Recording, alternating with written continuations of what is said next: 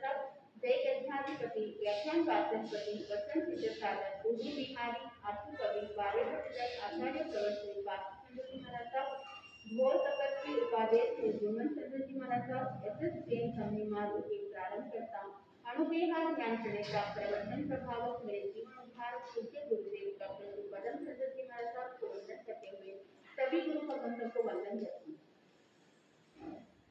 श्रीमंदर रामो जगन्नाथ शंकरवीर से अड़े विश्वमा जयवंता जगदीश एक सोने सच पुत्र जपदे जगीश जन मोटा प्रभु जी देना शीश। गुरुदेव की क्या आज के बंधुओं अनंत ज्ञानी अनंत दर्शी तीर्थंकर प्रभु महावीर स्वामी जो तिरन तारण के जहाज स्वयं तिरना जानते हैं और भव्य प्राणियों को तारना सिखाते हैं। भव सागर से फिर जाता है वहां अपना अंतिम लक्ष्य को प्राप्त कर लेता है। जो साधक तिरने की कला नहीं जानेगा वहां इस जन्म को ऐसे ही गंवा दे। बंधुओं उत्तरार्ध सूत्र के अंदर तीसरे अध्ययन की 17वीं और 18वीं गाथा के अंदर 10 बोल बताए गए हैं। क्षेत्र, जमीन, सोना चांदी, धन, दासी आदि मिलना। इसके बाद सन्मित्र प्राप्त करना, ज्ञातावान बनना, वहां पे उच्च गोत्र को प्राप्त करना और निरोगी काया को प्राप्त करना, यशस्वी बनना, महा प्रज्ञाशाली बनना, विनयी बनना और बलवान बनना। ये 10 बोल बताए। ये 10 बोल बताने के बाद भी अगर भव सागर से पार करने की अगर कला नहीं जानेंगे तो वहां पे एक विद्वान यात्री के समान बताए। बंधुओं एक नाविक होता है वहां नाव चलाता है, नदी के एक किनारे से दूसरे किनारे वहां यात्री को पहुंचाता है और दूसरे किनारे से वापस एक किनारा लेके आता है और जो भी उसको पैसे मिलता है उससे वो अपनी आजीविका चलाता है। एक बार एक विद्वान यात्री उस नाव के अंदर आके बैठ जाता है। उसको वह नदी पार करनी होती है। वहां नाविक देखता है कि अभी एक ही यात्री आया तो उसके लिए और इंतजार करता कि और कोई आएगा फिर मैं आगे बढ़ता हूँ। वहां काफी देर तक वेट करता है लेकिन उसको कोई नहीं मिलता है। उस दिन संयोग से उसको कोई नया यात्री नहीं मिला। वहां विद्वान उस नाविक को कहता है कि तुम किसका इंतजार कर रहे हो, मुझे देर हो रही है, मुझे उस किनारे तक पहुंचा दो। वहां नाविक ने कहा कि मैं और यात्री बनकर वेट कर रहा हूँ। अगर मैं सिर्फ आपको अकेले को लेके जाऊंगा तो मैं जो श्रम कर रहा हूँ उस श्रम का मुझे कोई ज्यादा लाभ नहीं मिलेगा, तो मैं अपने परिवार का पालन पोषण कैसे करूँ। तो वहां पे विद्वान ने कहा कि तुम मेरे से दुगना पैसे ले लो और मुझे यहाँ से ले चलो। वहां नाविक नाव चलाते हुए जाता था। जाते जाते नदी के आधा भाग को पूरा कर लेता और जैसे कि आगे जाना रहता। बंधुओं जो विद्वान था विदेश से काफी अध्ययन करके आया तो उसके मन के अंदर वो एक अहंकार का बीज था कि मैं इस नाविक को प्रश्न पूछूं। वहां प्रश्न पूछता है नाविक को कि तुमने बचपन के अंदर कोई पढ़ाई की या नहीं, तुमने कितना ज्ञान सीखा। तो वहां पे नाविक ने कहा कि मैंने बचपन के अंदर कोई पढ़ाई नहीं की क्योंकि मेरे पिताजी यही काम करते थे नाव चलाने का और मैं बचपन के अंदर ही उनके साथ जाता था। जाते जाते मैं भी सीख गया हूँ और मेरे पिताजी ने मुझे नई नाव दिला दी और मैं इसी को चलाता हूँ। तो जो भी पैसे आता है वो अपने परिवार का भरण पोषण कर लेता हूँ, तो मैंने कोई पढ़ाई नहीं की।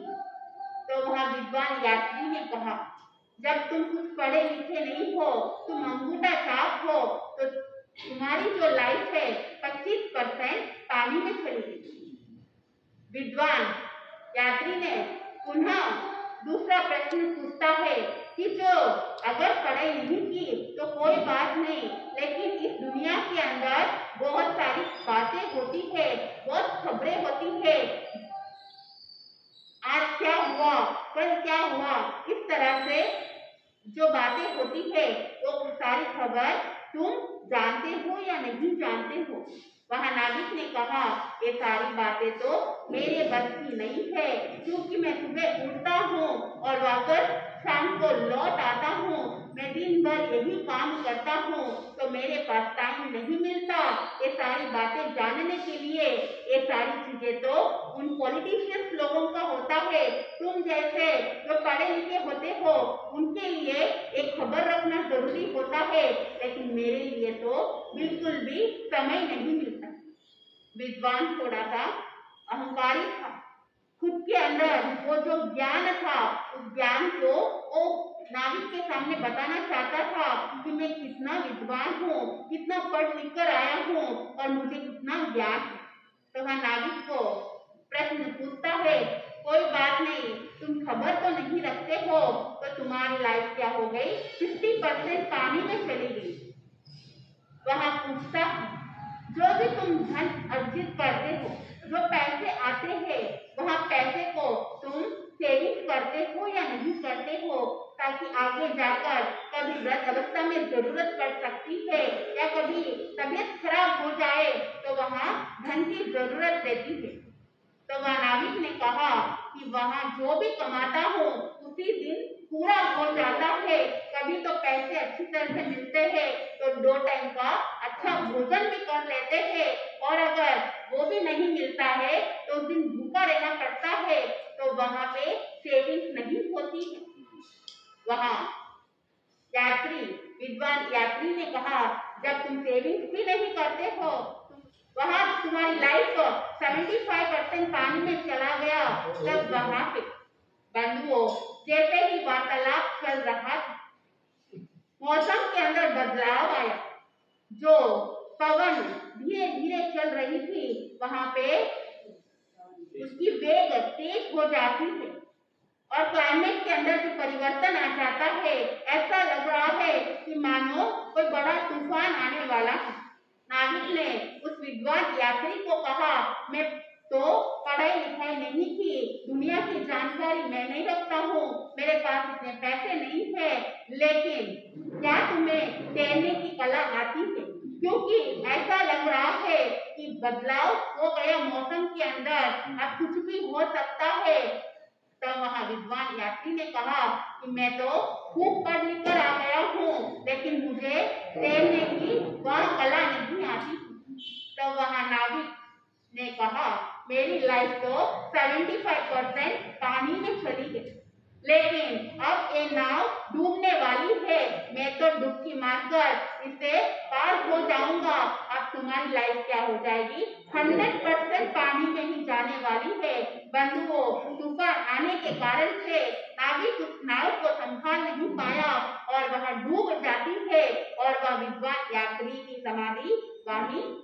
बंधुओं, तो इस संसार सागर की कलाएं आप सब लोग जानते हो, डॉक्टर की पढ़ाई कर लोगे, प्रोफेसर बन जाओगे, टीचर बन जाओगे, सीए की कला जान लोगे, लेकिन जब तक तैरने की कला नहीं जानोगे कहाँ तैरना। नदी में सागर में तैरने की बात नहीं कही, भव सागर से तैरने की बात प्रभु महावीर ने कही है। बंधुओं, जो आप शिक्षा प्राप्त करते हो वहाँ शिक्षा केवल पेट के लिए होता है, जो यहीं पे रहने वाला है वह कभी साथ जाने वाला नहीं है, और जो शरीर के लिए जो होता है वो भी नश्वर है। तो जो कला आपको सीखने को मिल रही है प्रभु महावीर स्वामी से, वह कला को जीवन में अपनाना है, तो ही साधक इस भव सागर से पार हो सकता है।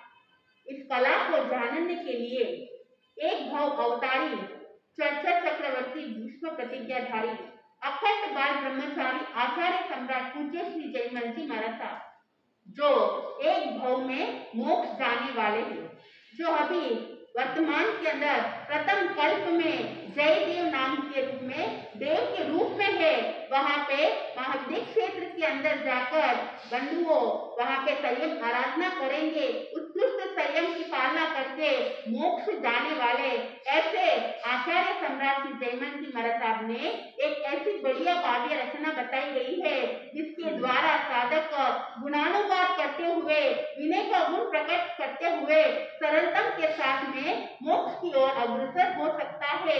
इसी रचना के अंदर तीसरी कड़ी में बताया सिंहिंदर प्रमुख जगन्य तीर्थंकर वीर से अड़ई द्वीप मां जयवंता जगदीश। बंधुओं ये अड़ई द्वीप के अंदर वर्तमान काल के अंदर जयवंत अर्थात जो विराजमान तीर्थंकर है उनको शीश नमाते हुए कहा कि जगन्य 20 और उत्कृष्ट 160 170 बंधुओं वो कैसे है इसको जानने के लिए पहले लोक को जाने। ये जो लोक है भगवती सूत्र के अंदर इसका आकार बताते हुए कहा कि यह लोक एक जमीन के ऊपर मिट्टी का दीपक उल्टा रख देते हैं और उसके ऊपर एक सीधा दीपक रखते हैं और वापस उसके ऊपर उल्टा दीपक रखते हैं। इसका जो आकार है वहाँ लोक का आकार बताया है और जनरली एक आकार ऐसे भी देखने को मिलता जिस तरह से इंसान खड़ा होता है और उसके पैरों को चौड़ा कर देते हैं और दोनों हाथों को यहाँ रखते हैं तो वहाँ जो आकार बनता है वहाँ लोक का आकार। बंधुओं ये लोक जो 14 रज्जु लंबाई में है और 7 रज्जु चौड़ाई में है। रज्जु किसको कहते हैं? अगर रज्जु को जानेंगे तो हमें पता चलेगा कि 14 रज्जु किसको कहते हैं। बंधुओं एक रज्जु कहा गया कि एक जो रज्जु है एक भूमि माप है 3,81,27,970 मन वजन का 1000 गुना वजन वाला तो लोहे के गोले को अगर कोई देव शक्ति से ऊपर से नीचे फेंक देते हैं तो वहां घोड़ा 6 महीने 6 दिन 6 प्रहर 6 घड़ी में वहां जितने क्षेत्र को लांघ कर जाता है उसको रज्जु कहते हैं। तो इस 14 रज्जु के अंदर 3 भाग में डिवाइड किया गया है, ऊर्ध्व लोक, मध्य लोक और अधोलोक। मध्य लोक के अंदर वहाँ तिरछा लोक असंख्यात द्वीप और समुद्र बताए गए हैं। सबसे छोटा है जम्बू द्वीप। जम्बू द्वीप जो 1,00,000 योजन का बताया जो थाली के गोलाकार के समान है। इस जम्बू द्वीप के चारों ओर इसको इंटू 2 करेंगे 2,00,000 योजन प्रमाण लवण समुद्र है। इसके चारों ओर 2 × 2 4 4,00,000 योजन घातकी खंड है और इसके चारों ओर 4 × 2 8 8,00,000 योजन प्रमाण कालोदरी समुद्र है और इसके चारों ओर 8 × 2 16 16,00,000 योजन प्रमाण पुष्कर द्वीप है और इस पुष्कर द्वीप के बीच में मानुषोत्तर पर्वत है। ये पर्वत पुष्कर द्वीप को 2 भागों में डिवाइड करता है।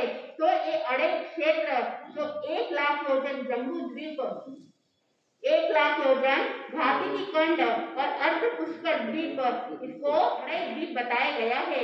तो इस अड़े द्वीप के अंदर बंधुओं विहरमान तीर्थंकर होते हैं। तो एक विहरमान तीर्थंकर जगन्य 20 उत्कृष्ट 160 और 170 एक महाविद्य के अंदर ऐसे महाविद्य के अंदर तीर्थंकर भगवान विराजमान होते हैं। वहाँ नित्य धर्म ज्ञान की प्रवृत्ति होती है। तो एक महाविद्य के अंदर कम से कम 4 तीर्थंकर होते हैं। टोटल महाविद्य कितने बताए गए? 5 महाविद्य। तो अच्छा 5 × 4 20 तो ये जगन्य 20 तीर्थंकर हो गए। बंधुओं आगे 160 और 170 कैसे होते? तो एक एक महाविद्य के अंदर 32 विजय होते हैं। तो हर एक विजय के अंदर अगर तीर्थंकर वो तो एक महाविद्य के अंदर 32 तीर्थंकर होंगे। टोटल 5 महाविद्य क्षेत्र है। 5 into 32 कितने हुए? 160 हुए। और आगे तीसरे और चौथे आरेख के अंदर भरत के अंदर 5 तीर्थंकर, यानी एक भरत के अंदर एक तीर्थंकर, तो 5 भरत में कितने हुए? 5 तीर्थंकर हुए। और 5 ऐरावत के अंदर 5 तीर्थंकर, 160 प्लस 10 170। तो इस तरह से जगन्य 20 तीर्थंकर, उत्कृष्ट 160 और 170 बताए गए हैं। बंधुओं, एक तीर्थंकर कहा गया है कि जम्बूद्वीप के इस भरत क्षेत्र के अंदर 70वें तीर्थंकर कुंतुनाथ भगवान जब निर्वाण को प्राप्त करते हैं, उस समय 20 विहरमान तीर्थंकर का जन्म होता है। और 20वें तीर्थंकर मुनि सुब्रत जी जब निर्वाण को प्राप्त करते हैं, वही 20 का दीक्षा होती है। वहां पे 1 महीने तक सदमस्त अवस्था में रहते हैं और एक साथ में केवल ज्ञान, केवल दर्शन को प्राप्त करते हैं। आगे जो आने वाली 24 के अंदर 7वें तीर्थंकर उदय सिंह जिस समय मोक्ष प्राप्त करेंगे, तब ये तीर्थंकर क्या करेंगे? निर्वाण को प्राप्त करेंगे। तीसरी कड़ी और छोटी कड़ी हमने पूर्ण की है।